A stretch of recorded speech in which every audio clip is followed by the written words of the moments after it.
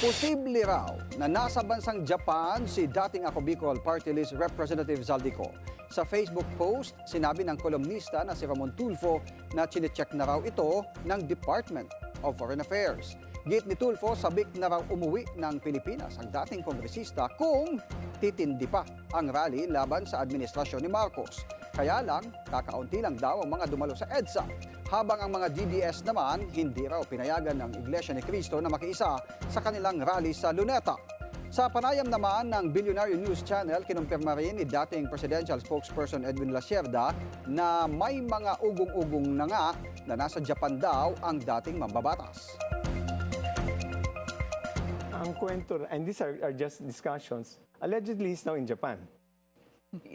So, and the idea is, if it gathers steam, he will come home and speak before the crowd and to expose whatever knowledge that he knows. Okay. It's a script. I mean, it's a script that they're following, regardless of whatever people say. The one in INC sa Quirino, it's really for INC members lang.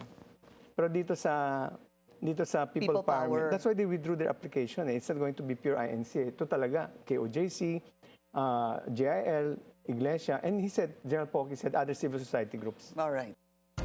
Mayroon din daw chismis na kinakausap ni dating Pangulong Gloria Macapagal-Arroyo at Senador Amy Marcos Sico para maglabas ng video para idiin si PBBM at dating Speaker Martin Romualdez sa isyu ng flood control projects.